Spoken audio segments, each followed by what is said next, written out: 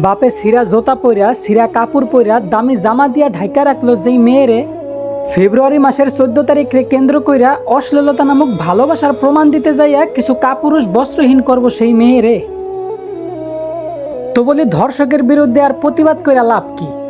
একটা মেয়ে ধর্ষিতা হওয়ার জন্য তার ইচ্ছাটা যথেষ্ট নয় কি?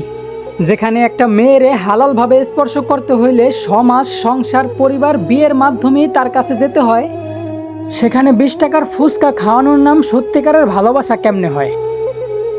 তো বেশি কিছু বলার নাই, শুধু বলমু আল্লাহর লানত পড়ুক ওই সমস্ত মেয়েদের উপর যারা ইসলাম ধর্মের মেয়ে হওয়া সত্ত্বেও নিজেদের সম্মানটারে কখনো বুঝে নেই। আর ধ্বংস হোক ওই সমস্ত কাপুরুষরা যারা একটা মেয়ের পেট থেকে জন্ম নিয়েও একটা মেয়ের সম্মানটারে রক্ষা করতে পারে নাই।